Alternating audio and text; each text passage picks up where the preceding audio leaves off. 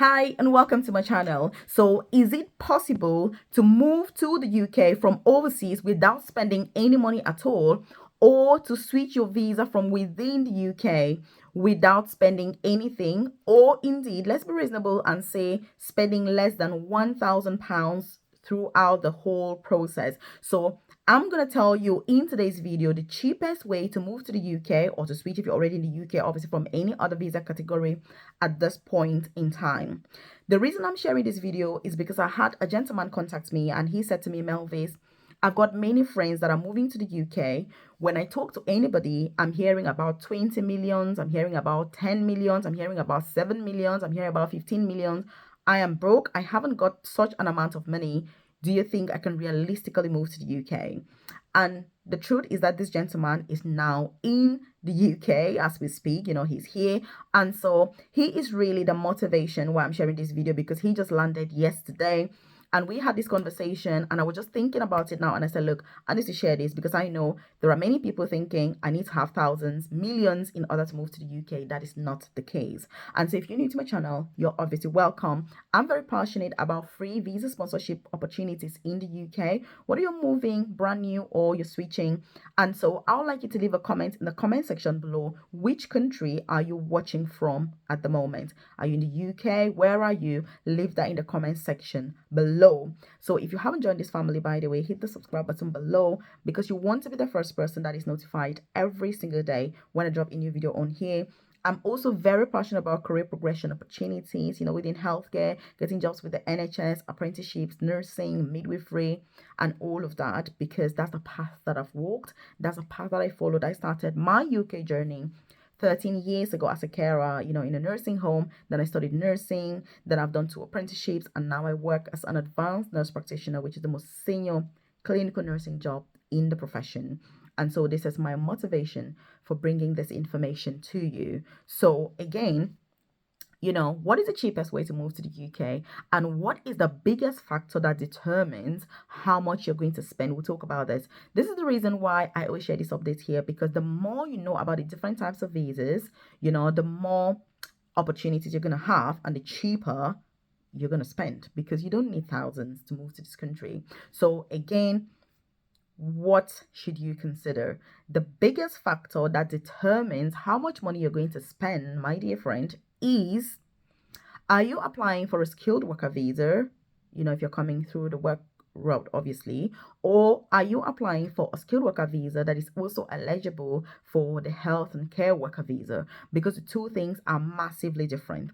What is the difference, by the way? Leave that in the comment section below. What's the difference between a skilled worker visa and a health and care worker visa? Because the honey is in all of that.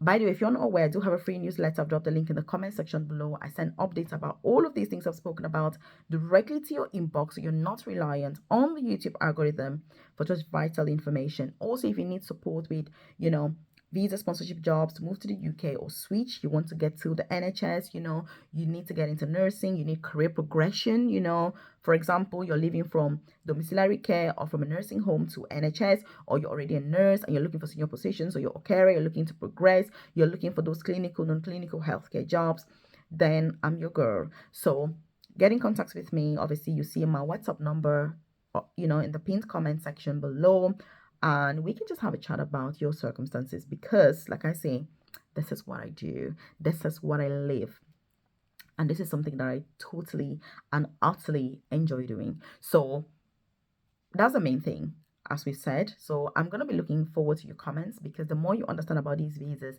the easier it's going to be. So the first thing is the application fee. The cheapest application fee is for those jobs that are eligible for the health and care worker visa. So when you see people that are like, oh my God, I'm looking for a carer job, when they're like bank managers, or they're like engineers, or they're like doctors, or they're like nurses, there is a reason why. It's because this is indeed, my friend, the cheapest way to move to the UK. And we're going to talk about the fees associated with this, so that you are fully aware. By the way, if you know anybody who is in any way through this journey, whether they've started or they are within the journey, or they are intending to start at some point, do share this with them and give them a word of encouragement and say, you don't need millions, you don't need thousands to move to the UK. By the way, my coaching, I've got a private coaching program. If you're not aware, check the description box below or the about section of this channel, and you see information about that coaching program. Is paid. It's not a free program. And what I'm trying to say is, you can't move to the UK without anybody supporting you, without me supporting you to apply, without having any agents, without having any agency, nothing. There are thousands of people in this country that just find the information, just like as I'm sharing, they use that information and apply. But you're going to use your time, obviously. It may take you longer, it may not take you longer, but guess what? You don't need to pay anybody to move to the UK. That is my point. And that includes joining my coaching program. Obviously, you don't need to, because for me, I'm really only interested in the top 1% of people here that are interested in professional development, career progression. You want to work less eventually, earn a lot more money and get to retire early. That's my goal. Because if you get to the top of your career, you then quit the job, use the knowledge that you've gained into other things. That's what I'm about.